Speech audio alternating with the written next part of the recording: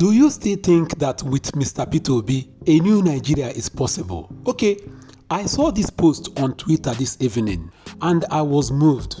According to the lady that posted this on Twitter, she said, Peter Obi is the reason why I have not given up completely on Nigeria. I was moved when I saw this post on the social media. So I decided that I am going to ask you guys, do you still believe in Mr. Peter Obi?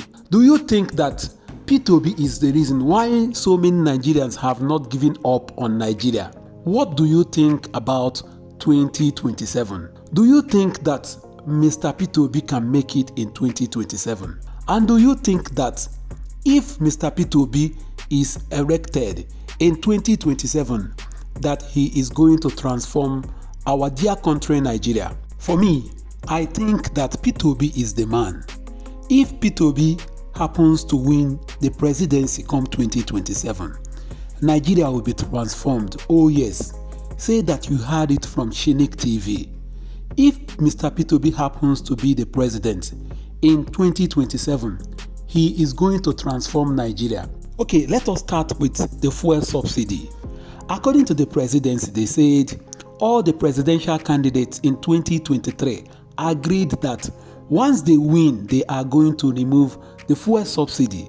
That Bola Ahmed Tinubu removed it and Nigerians were shouting. Oh yes, Mr. Peter Obi said he is going to remove subsidy.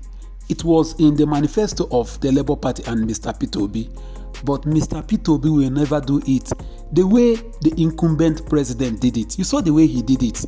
On the day that he was being sworn in as the president of Federal Republic of Nigeria, he announced fuel subsidy is gone without thinking about the consequences of removing subsidy. On the day he was sworn in as the president of the Federal Republic of Nigeria, you saw what oil marketers did, something that they have been waiting for. They hiked the pump price. You saw what happened to transportation. Transportation went up. A journey that would have cost 200 all of a sudden turned to 1,000 naira. You saw what happened to foodstuffs in the market. Imagine a bag of rice that is at 50,000 went to 90,000. Everything in the market skyrocketed. Peter Obi will never told that direction. If Peter Obi wants to remove subsidy, it can never be on the day of his inauguration. He can never do that. Even when he wants to do that, he must first of all announce palliative, bring out buses and so on before he do that. What about exchange rates? According to Mr. Peter Obi, you cannot float a currency that you don't have control of. That was what Mr. Peter Obi said. And if you listen to economists and so on, they will tell you that something that you don't control, you cannot float it. Look at our Naira. Formerly, before these people came to power, dollar was at 600, 650, 690. But as soon as President Bola Ahmed Tinubu came to power, dollar suddenly skyrocketed to 1,800, 1,700, 1,600. You don't do that. Look at, if you go to the market, you cannot buy anything again. Ordinarily, if you take 4,000 to the market, you can cook a pot of soup. But today, with 10,000 naira, you cannot even cook my onubu soup or oha soup, even okra soup. 10,000 cannot give you a nice okra soup. Where are we heading to in this country? Okay, when the president came in, he said things will be very tough, that everybody should tighten up. But they failed to start from themselves because you practice what you preach. He failed to start from himself because as soon as they came to power, you saw what happened. They bought a new private jet. How much was it? How big is that private jet? Haven't you seen the UK Prime Minister?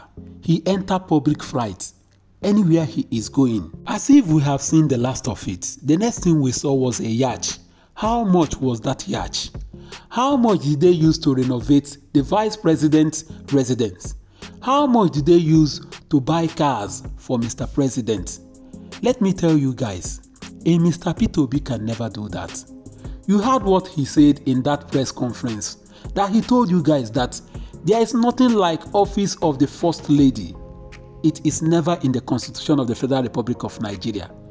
A Mr. P2B will not buy any presidential jet. A Mr. P2B will not think of spending billions to renovate the vice president's house. Go to the United Kingdom. The UK Prime Minister, that's where he stays. According to reports, that residence is just 4-bedroom flat. Where a UK, do you know how strong the UK Prime Minister is? That's where he stays, number 10 Downing Street. But you are spending billions to renovate the VP house here in Nigeria. A Mr. P2B can never do that. One thing that you guys don't know about Mr. P2B, Mr. P2B practiced what he preached. When he was the executive governor of Anambra State, you may think that because you are related to him or the wife, that you can just come and pick a job in Anambra State is a lie. If you don't merit it, you cannot get it from Mr. P2B. Our president have jetted out from France to Ethiopia. A Mr. P2B can never do that. A Mr. P2B, when he wants to do treatment, he goes down to Onitsha, in Ibelemiri in Onitsha. That's where Mr. P2B takes treatment. You saw what Mr. P2B is doing currently on School of Nursing. I hope you guys saw what he is doing. He goes to Kogi, he goes to Imo, he goes to Anambra, he goes to virtually all the schools of nursing across the country, supporting them with 20 million, 60 million, 120 million, 100 million. That is to tell you what Mr. P2B will do when he comes to power, because he knows that he will be using those hospitals if he is elected the President of the Federal Republic of Nigeria. Why taking taxpayers' money that we are saying that is insufficient, why taking it to another country, giving them job?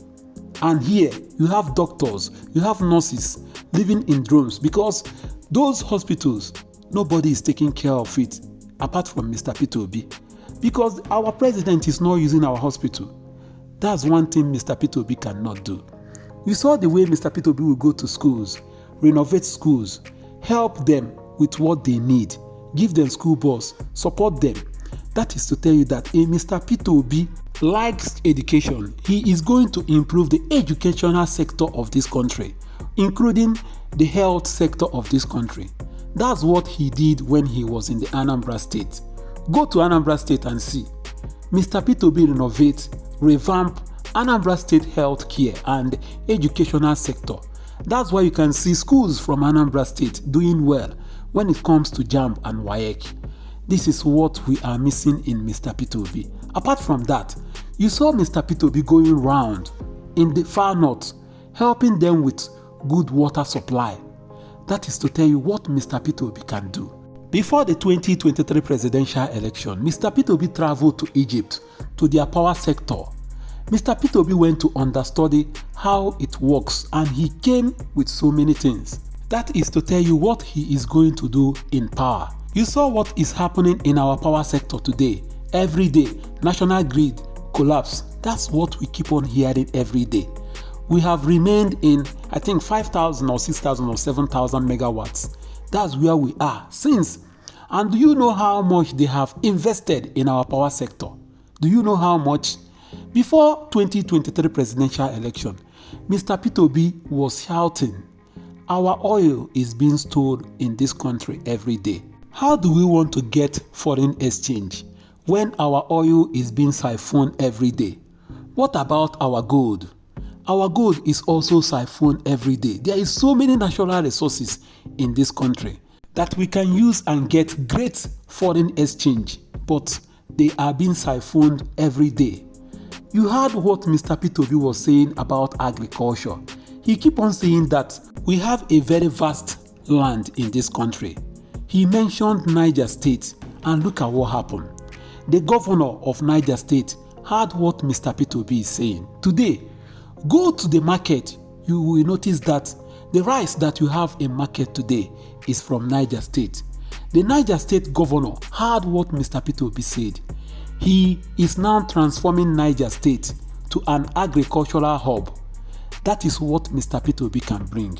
With this few that I just mentioned, you are going to agree with this lady that this is why she have never given hope. She have never given up hope on Nigeria because of Mr. P2B. I don't know what you guys think. You saw what she wrote. Do you agree with her? For me, I am in 100 support of what the lady is saying, that Peter Obi is what made so many of us not to give hope in Nigeria. What do you think? Drop a comment for me.